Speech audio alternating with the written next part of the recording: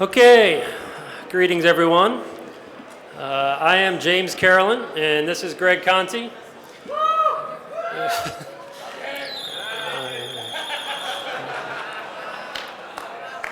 I am from US Cyber Command, and I teach at UMUC's cybersecurity program, and Greg runs the Cybersecurity Research Center up at West Point. So this is Lessons of the Kobayashi Maru. This talk is about some cheating exercises that Greg and I designed to help people understand the adversary mindset and also illustrate some security principles. As the talk goes on, that'll make more sense. So of course we have the obligatory disclaimer slide. Most people see this and just hear a buzzing noise, but we of course have to put this in there. The views are ours only and not the government's. We are here on behalf of just us as free citizens. For those of you that speak Esperanto, there's a rough translation. So, cheating. Growing up, everyone is ingrained in our psyche that you're not supposed to cheat. And some institutions actually carve it in stone. I wonder, Greg, do you have any idea where this one came from? I've never seen it before. It's from West Point. However, our adversaries don't think the same way. Our adversaries cheat. So just to be clear for our talk, we're not talking about all circumstances, right? So this was an isolated exercise that we did. We're not talking about cheating when you're not supposed to be cheating. But this was an isolated exercise, so we're not promoting cheating in all circumstances.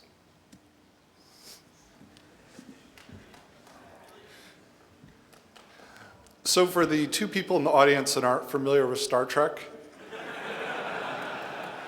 and the Kobayashi Maru is an exercise that occurred during Starfleet Academy training, and it was designed to be an unwinnable exercise. And then Cadet Kirk didn't like losing, so he went outside the rules of the game, and that's important, went outside the rules of the game, changed the rules, changed the program in the computer such that he could win. So he cheated. And this was part of our inspiration, as was for the Naruto fans. You may remember the journeyman exams, where Naruto went in, the questions were impossible, and about near the end of the exam, he realized, I'm not supposed to actually know the answers, I'm supposed to cheat and not get caught. So again, part of the inspiration for this. And what this comes from is the examples you'll see are from 3 iterations of the Joint Advanced Cyber Warfare course, which James and I put together. There's been 80 students through it so far. And it's, again, the idea you get down these people from various walks of life, trying to get them who they've never thought like an adversary, like many of the people in this room are very good at, and how do you lead them down that path? So the idea of the test was to provide an unfair problem, something that they wouldn't be able to achieve through routine studying, and tell them with short notice that they have to prepare for this thing. And in our case, we told them we wanted them to cheat. And we told them the night before. But we also told them that this isn't a blanket exercise, like, oh, okay, you can cheat through the rest of the course because we did this. We wanted to avoid that. And what we chose was memorize or repeat back, regurgitate the first 100 digits of pi. And I know there's probably a couple people in this room that have already memorized the first 100 digits of pi, but not our audience. So we're going to run through some examples of the various cheats that students came up with. Okay, and this is one of my personal favorites. We had them read Little Brother X to teach them about the importance of privacy and electronic civil liberties. And the student here created a false book cover that matched the back of the book to match font size, color, everything, and tacked it on using hairspray. So this was left on the desk, virtually indistinguishable. And this was the course text. They had them laying around, and you'd walk right by it. And we thought this was very, very clever.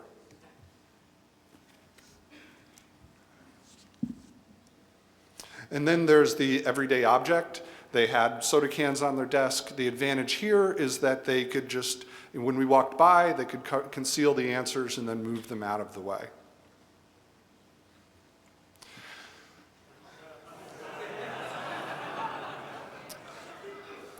So we don't have we have many examples up here to show you, but we do not have the ceiling tile from the classified facility where this took place.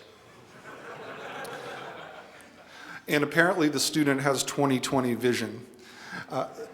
But at the end of the day, the evening before, the student climbed onto one of the desks, reached up to the ceiling tile and wrote the answers on the edge. And then somehow, during the exam with their 20/10 vision, were able to read the answers back the next day. And if anyone's going to take this class in the future, the answers are still there. We had the obligatory name signs on the desk. One student took it home, made up the exact match, except they printed in fine print on the back, just the answers in very light gray fonts. And this was another favorite because they basically hacked the instructors. During class, when we asked for, when they needed paper, they saw us going to the printer. So you can see where this is going. They pre-positioned the answers in the printer paper tray, asked us for a piece of paper, and we handed them the answers.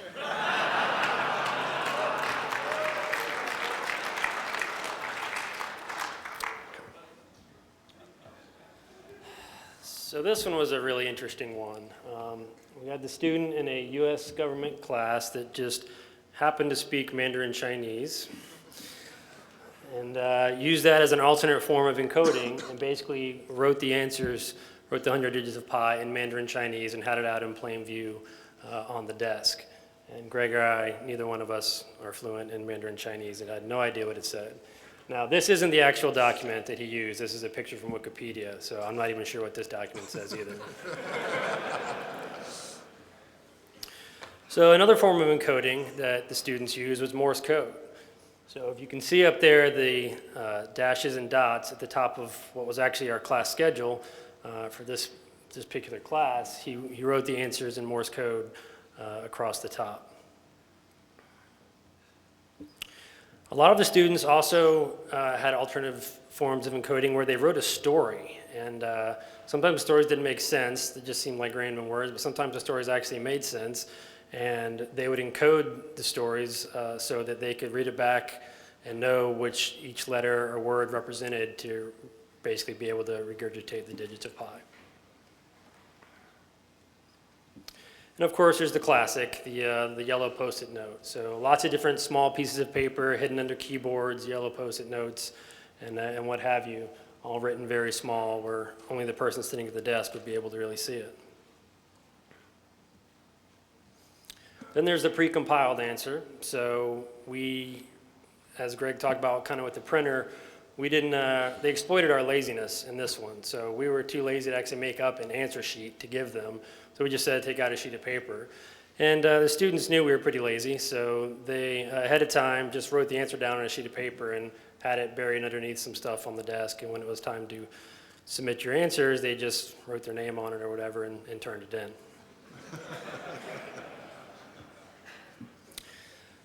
So once again, you'll see a theme here.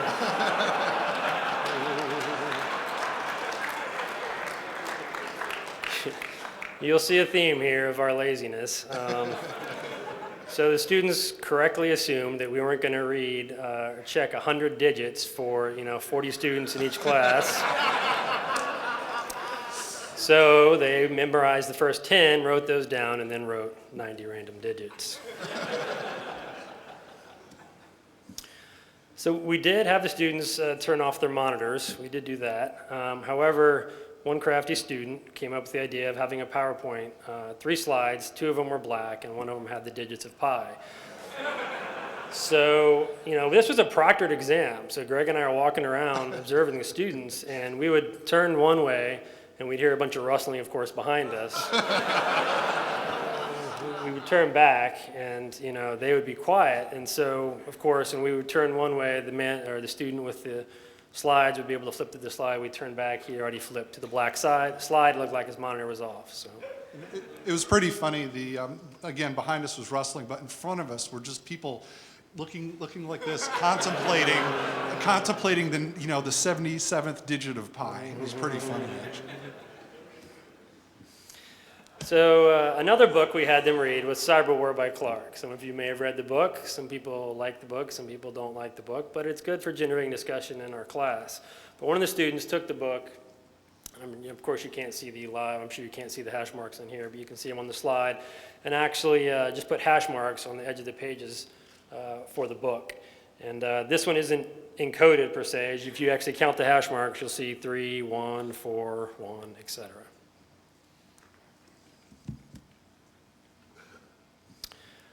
Okay. So this one was actually done on the fly. We had a lot of students that like to bring in baked goods and other stuff in the morning, donuts and stuff. Well, it also happened to be Girl Scout cookie season when this particular class was in session. So this student grabbed one of the paper plates that morning, wrote the digits of pi on it, and then put a couple, in this case, do-si-dos, on top of the plate. So here's the actual plate here. We don't have the cookies. Yeah. So this class is a 4-week, 160-hour class.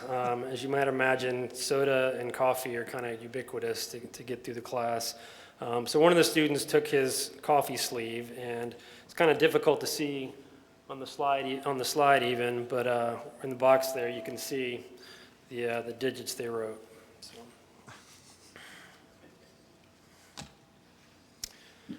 So notebook camouflage. This particular student had a notebook that looked like that. Here's the notebook. And you definitely can't see even on the slide there, but where it's located, if you can barely make out the blue ink inside the box there, is where they wrote it. So the only person who's going to be able to read that is someone right up close to it that, of course, already knew it was there.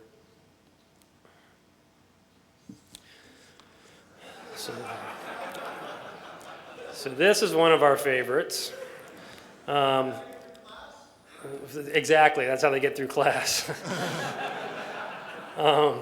Jim Christie, for those of you who know Jim Christie, currently works at the Defense Cybercrime Center, came to talk to the class, and it was before we did the exercise, and he gave out a whole bunch of swag. If you turn, well actually, probably can't read it, but if you, in the picture it was turned around, see it says DoD Cybercrime Center on the actual roach clip. But the student on the bottom engraved, not even just the digits of pi, he encoded it and then engraved it into the bottom of the roach clip that everyone still had on their desk. So being a good government organization, everything is barcoded for accountability. So one of the students realized that he could make fake barcodes and just replace them on the monitors and such and have the answers right in front of him the whole time.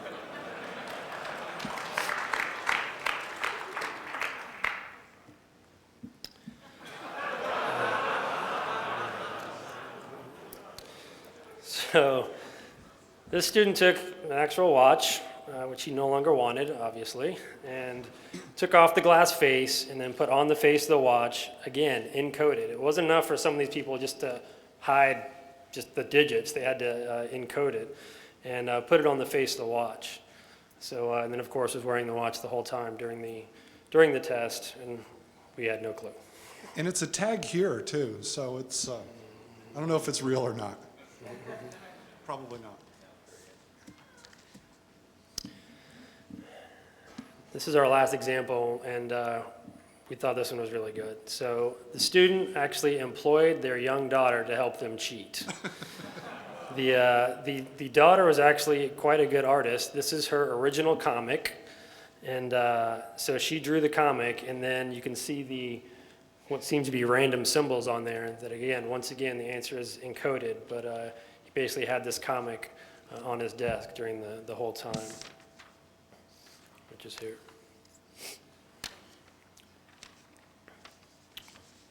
All right, you're up. So as we were sitting through the previous talk, and we learned that you can hide things in plain sight inside a Triscuit box, or inside a carbon monoxide detector. There's this amazing, very interesting overlap with what we're talking about here. We were really surprised that we had these mild-mannered people come in, but once we took the rule, took away the norms of not cheating, they were pretty good at it. And particularly the quiet little guy or gal in the back tended to be the best, like the one that would climb, the quietest person in class is the one that would write on the ceiling tiles, for example. But when we thought about it, we did a discussion afterwards about what they learned about security. And some of the things that came out, that cheaters, like adversaries, they exploit trust, both explicit trust and implicit trust. We've already pointed out several examples where they exploit laziness, again, a common failing in security. They exploit predictability and patterns. And they also knew the limits of what human perception, what you can see, the idea of blue ink on a purple background. And they also, you think about machine sensing, like the idea of antivirus systems, they just can't pick certain things up. They used everyday objects, the Triscuit box or the soda can, to hide their information. They look where no one else is looking, and many of the talks this weekend, they're the same thing. The research being presented here comes from people looking where no one else has looked. They have uncommon skill sets and they exploit them. And we haven't covered this, but several of these came from the same student. So they had a primary plan and a backup plan in case, they changed ceiling tiles in the middle of the night or something. So we've got lots of people to thank. We pitched this idea to Mudge and had a good discussion with him, and he was all over it and helped really shape this concept out. So thanks to him. I'd also like to thank our coworkers up there that have been teaching the course, and of course all the students that were involved. Finally, we'd like to thank the good folks of Shmoo to give us a chance to come up here and present this work.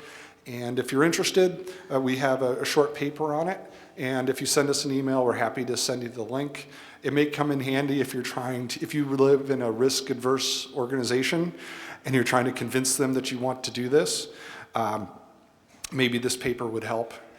And we thought about doing this with all the plebes at West Point, and I pitched the idea, and I got up a couple of layers, but they weren't quite ready to go, 1,200 students a year doing this. But we'll see maybe next year. So with that, are there any questions? Oh. The question was, how do they contact us? So, next question. Yes?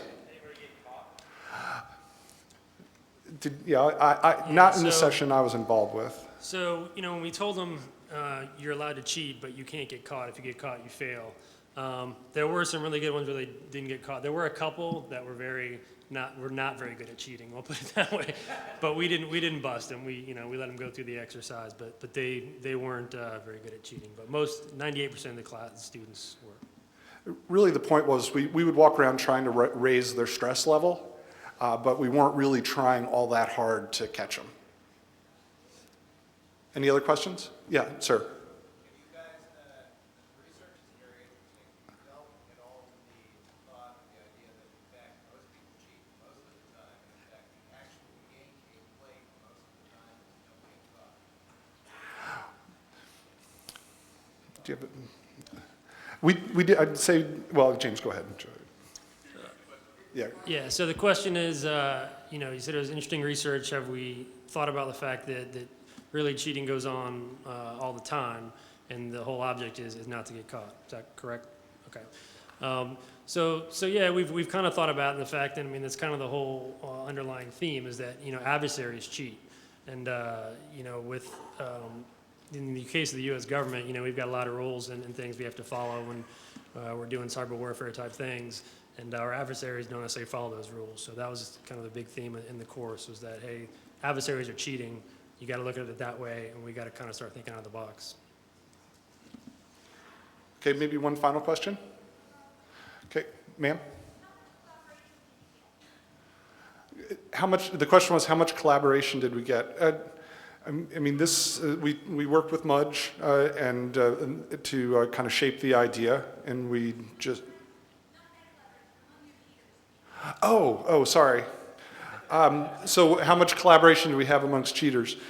They were pretty much independent cheating, right? Yeah, surprisingly there wasn't, even though we told them you can collaborate on this.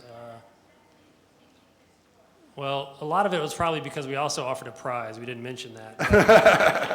The prize we had, you couldn't really split, I guess. Is probably one reason. I just realized it's probably why I didn't collaborate. Is parking at the facility we taught at was horrendous, and so we offered a VIP parking pass to the winner of the contest. So Okay, I'll take one more.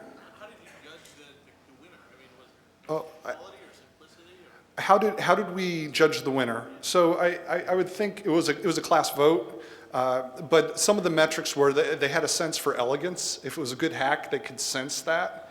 And you know, any other comments, James? no, it was mainly peer vote, but you know, we basically said here's the top 5 that we think, and then had the class. Who was the winner? Well, we've had 3 different classes. So the one in the pilot class, the Little Brother X book cover won. Believe this last class we gave it to the watch. The watch won. And I missed that. What was that? And then I'm trying to remember who the second one was. The cartoon must have placed well too. The cartoon did place well. We had runner-ups, of course, but I can't remember who it was in the second class, actually. Okay, good. So we'll be out in the back in the hallway if anybody else wants to talk some more, and we'll get out of the way for the next speaker. So thank you.